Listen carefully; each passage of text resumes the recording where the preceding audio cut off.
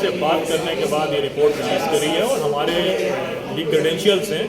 आसाम में हमने एनआरसी की पहली फैक्ट फाइंडिंग रिपोर्ट 2018 में जारी करी थी, 2019 में जारी करी थी। 10,000 लोगों से बात करके वो रिपोर्ट जारी हुई थी। और ये रिपोर्ट भी सैकड़ों लोगों से बात करने के बाद, ग्राउंड जीरो का दौरा करने के बाद, ऑफिशियल से मिलने के बाद, पॉलिटिशियन से मिलने के बाद ये रिपोर्ट जारी हुई। ग्राउंड जीरो पर आपको जाने से कोई परेशानी, प्रशासनिक रोक टोक? हमारे जाने से पहले, एक दिन पहले जो डेलीगेशन गए थे उनको रोका था, लेकिन बाद में सीएम के, चीफ मिनिस्टर के इंटरवेंशन के बाद जाने दिया गया।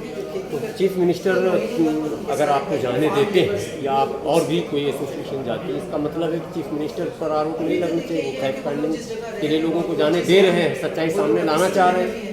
जब चीफ मिनिस्टर तक कहीं जाने और आने की, एक भारतीय नागरिक को भारत के अंदर कहीं जाने और आने की इजाज़त लेने के लिए चीफ मिनिस्टर तक जाना पड़े तो समझ लीजिए वहाँ के हालात कैसे हैं, एक बात।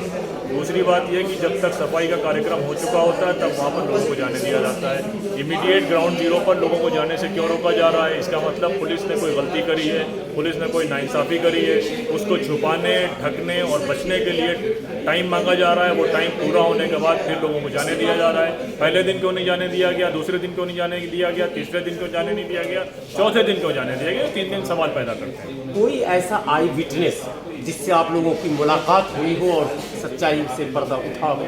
आप रिपोर्ट पढ़ लेंगे, आपको बहुत सारे आई विटनेसेस का डिटेल मिल जाएगा। कितने लोग थे आप लोग? हम लोग 6 लोग थे। बहुत सारी दूसरी टीम है, उनके साथ क्लब करके रिपोर्ट आई है, उसमें पूरी डिटेल आपको मिल जाएगी। अभी कौन सा कदम उठाने जा रहे हैं आप? देखिए, हम एक सिविल राइट ग्रुप से हैं जो रिपोर्ट्स रिलीज करते हैं, पब्लिक डिबेट ओपन करते हैं, किसी इशू पर पब्लिक मूवमेंट बिल्डअप करते हैं। We are neither not a political party और we are working in a government.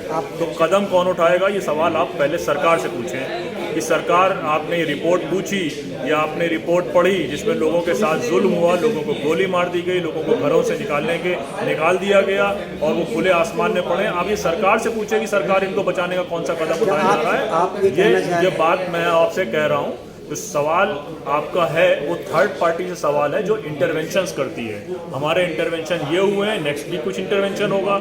हमने चीज़ें लोगों के बीच में लाकर हकीकत रखी है और सवाल मीडिया के जरिए अब सरकार पे जाएगा कि सरकार इस पर क्या एक्शन है। आपने ये बड़ा अच्छा काम किया और बहुत और दूसरी तंजीमों को भी करनी चाहिए। लेकिन क्या आप कोई गवर्नमेंट से भी डायलॉग करेंगे इस मौजू पर कि इस तरह का मामला हो रहा है और कोई सेंट्रल इंटरफेयर क्यों नहीं हो रहा? सेंट्रल इंटरफेयर आप चीफ मिनिस्टर से बात करते हैं, लेकिन चीफ मिनिस्टर जब कोई बात करना नहीं चाह रहे, गोल गोल घुमाना चाह रहे हैं। बाकी हमने अपनी रिपोर्ट में साफ साफ रिकमेंडेशंस लिख दिया है और वो बेसिक रिकमेंडेशन ये है कि कोई भी आदमी लीगल नहीं है और अगर किसी एक जगह से आप किसी आदमी को हटाते हैं तो दूसरी जगह आप उसको पर्टिकुलर प्लेस दीजिए और पहले प्लेस जगह बताइए, फिर उसके बाद हटने का बताइए। आसाम से पहले खोड़ी गांव जो दिल्ली की सीमा पर है, वहाँ भी एक इसी तरह का मामला हुआ था। कई लोग अभी भी वहाँ जेलों में बंद है। क्या कभी आप लोग वहाँ भी गए थे क्या?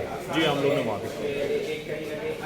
आप यूनाइटेड अगेंस्ट हेट के पेज में जाके देख लीजिएगा, आपको पिछले 5 साल में 500 से अधिक फैक्ट फाइंडिंग्स, रिपोर्ट्स, प्रोटेस्ट, सारी चीज़ें। आखिरी सवाल है, क्या आप लोग अदालत का दरवाज़ा खटखटाएंगे?